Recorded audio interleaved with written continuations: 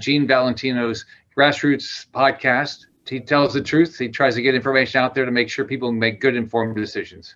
For more than 10 years, Patriot Mobile has been committed to supporting the values that make our nation great.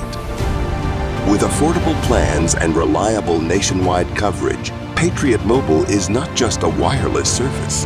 It's a call to action for those who believe in the American dream. Because this year is not just any year, it's the most important year since our nation's founding. Choose a wireless carrier that shares your values. Choose Patriot Mobile.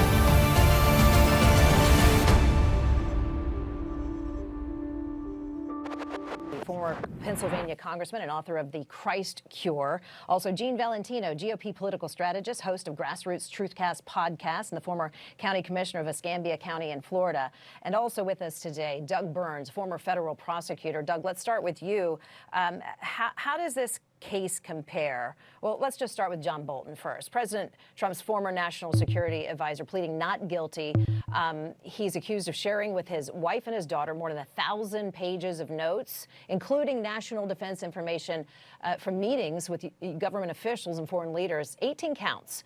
It suggests he was aware of the inappropriateness. At least that's the allegation here. What's his defense? What's his next move? Well, first of all, the indictment is what we call a speaking indictment. It's not one of these bare bones couple of page ones. It's actually pretty lengthy. I've been going through it.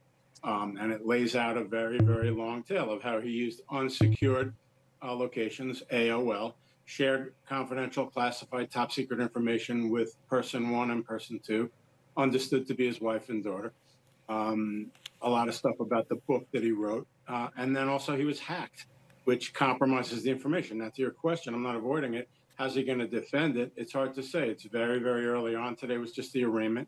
They'll be back in court, making motions and doing discovery.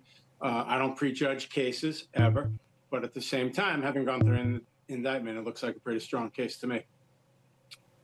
Doug, before I move off of you, how does it compare to former FBI Director James Comey's case and the case against him?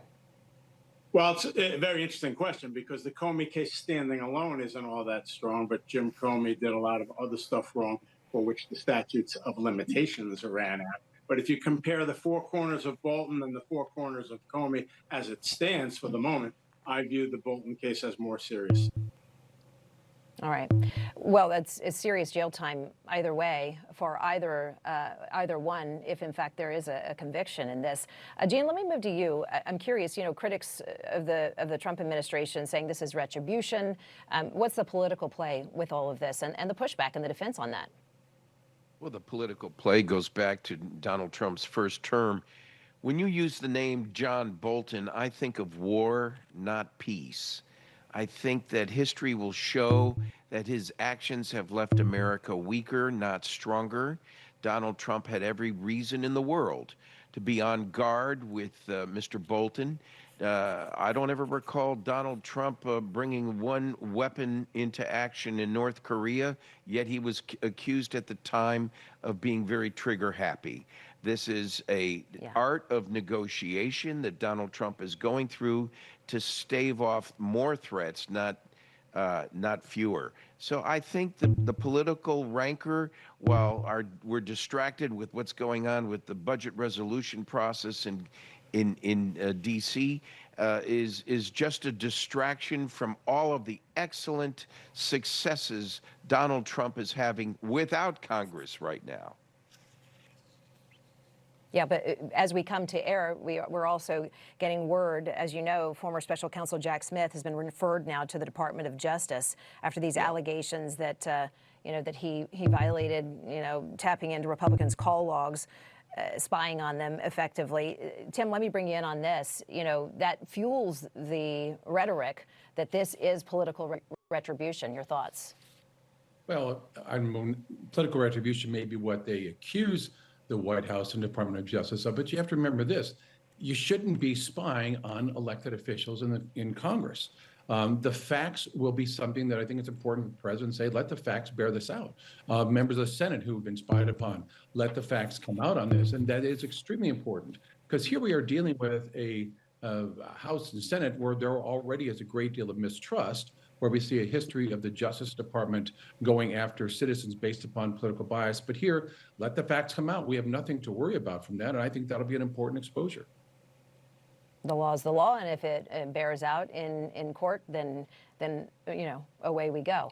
I want to get your take, Doug. As we did come to air, we got word of Jack Smith and being referred to the Department of Justice. Your thoughts on that? In my view, I've been a lawyer for a long time, 40 years. I felt that they were abusing the process. I thought that they were weaponizing justice. When you look at Smith, very interesting, in an interview with Andrew Weissman, of all people, he's very, very clear. He goes, the idea that this was political is ludicrous. And as a trial lawyer, I can tell you that that comes under protest, too much. Okay, and he's wearing his psychiatry on his sleeve. And he was very, very, very abusive with the process.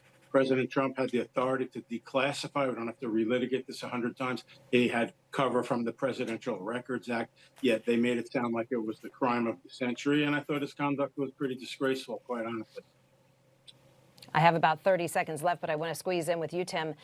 We're awaiting any moment now of Volodymyr Zelensky's arrival at the White House. He's asking for Tomahawk missiles. Very few military men or women have been on this network saying we should do that. What is your take, former congressman, and what's the play there?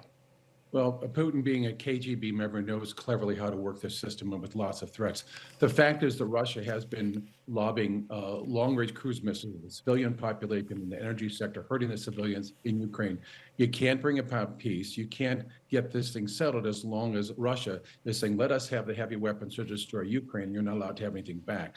So this, I think, will be another case where Trump will say, we're going to try and negotiate, but we have to be able to speak softly, but carry a very big stick in this case, too. But, of course, Trump doesn't speak softly on this. But it is important. That's why you bring Putin back to the table. No, we're not going far from the White House pictures. We're expecting that meeting to take place in about a half an hour from now. Doug Burns, Gene Valentino, Dr. Tim Murphy, we appreciate all of you weighing in. So many breaking developments as we came to air today. We appreciate you unpacking them, all of them with us. And before we... For more than 10 years, Patriot Mobile has been committed to supporting the values that make our nation great. With affordable plans and reliable nationwide coverage, Patriot Mobile is not just a wireless service. It's a call to action for those who believe in the American dream.